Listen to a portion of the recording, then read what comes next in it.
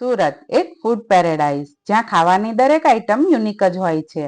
ખાસ કરીને શિયાળાની ઠંડીમાં અને વરસાદના મોસમમાં બનતા ભજીયા. ભજીયામાં પણ એટલી જ યુનિક વેરાયટી. કુંભણિયા ભજીયા, ટામેટાના ભજીયા, ચકરી ભજીયા. તો ફ્રેન્ડ્સ, વરસતા વરસાદમાં ખાવાની મજા પડી જાય તેવા જ એક ભજીયાની રેસીપી આજે હું તમારી સાથે શેર કરીશ. Hello friends, welcome back to ખુશીસ kitchen. આજે હું તમારી સાથે સુરતના ફેમસ લીંબુ ગોટાની રેસીપી શેર કરીશ.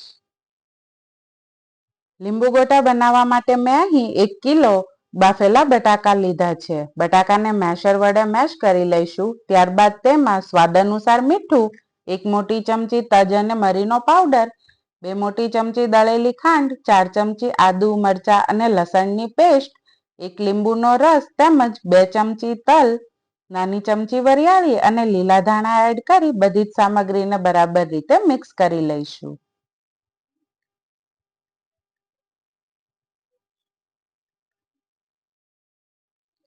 લીંબુ ગોટા બનાવવા માટેનું સ્ટફિંગ તૈયાર છે. હવે આ સ્ટફિંગમાંથી આપણે મીડિયમ સાઇઝના ગોળ શેપમાં બોલ તૈયાર કરી લઈશું. આ સ્ટફિંગમાં આપણે મસાલા જેટલા ચડિયાતા એડ કરીશું, ટેસ્ટ એટલો જ વધીને આવશે.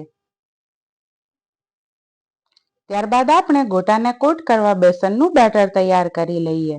પહેલા આપણે 2 કપ બેસનને ચાળી લઈશું જેથી બેટર બનાવતી વખતે તેમાં લમ્સ ના રહે.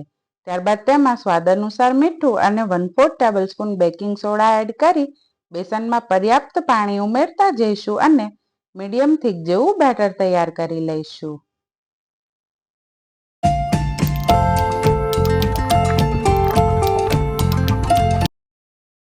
ત્યારબાદ તૈયાર કરેલા ગોટાને બેસનના બેટરથી બરાબર રીતે કોટ કરી લઈશું. તેમજ અગાઉ ગરમ કરવા મૂકેલા તેલને ગરમ થઈ જાય એટલે ગેસની ફ્લેમ મીડિયમ કરી તેમાં ગોટા મૂકતા જઈશું.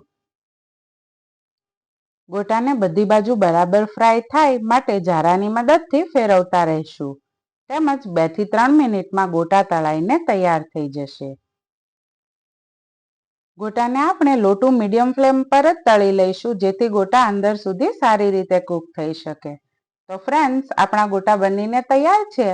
તો આવી જ રીતે આપણે બીજા ગોટાને પણ બેસનના બેટરમાં કોટ કરી લો ટુ મીડિયમ ફ્લેમ પર જ તળી લઈશું. લીંબુ ગોટા બનાવતી વખતે ખાસ ધ્યાનમાં રાખવું કે બેટર બનાવતી વખતે તેમાં ધીમે ધીમે પાણી ઉમેરી મીડિયમ થીક બેટર જ તૈયાર કરવું. બેટર વધારે પતલું ના થઈ જાય. તેમજ બટાકાને પણ ઓવરકુક ના કરવા જેથી સ્ટફિંગ ઢીલું ના થઈ જાય અને ગોટાનો શેપ એક સરખો જ રહે. તો ફ્રેન્ડ્સ, આપણા લીંબુ ગોટા બનીને તૈયાર થઈ ગયા છે. આ લીંબુ ગોટાને સર્વિંગ પ્લેટમાં લીંબુ, મરચા અને આંબલીની ચટણી સાથે સર્વ કરી દઈશું.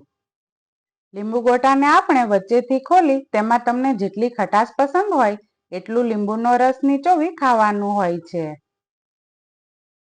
લીંબુ ગોટા લીંબુના રસ સાથે ખાવાના હોવાથી તેના સ્ટફિંગમાં મસાલા ચડિયાતા રાખવામાં આવે છે જેથી તીખાશ અને ખટાશના બેલેન્સ સાથે લીંબુ ગોટાનો ટેસ્ટ નેક્સ્ટ લેવલનો આવે છે.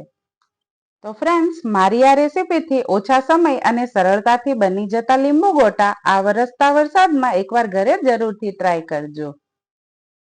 અને મારી આ રેસીપી પસંદ આવી હોય તો વિડીયોને લાઈક કરી કોમેન્ટ સેક્શનમાં જરૂરથી જણાવજો.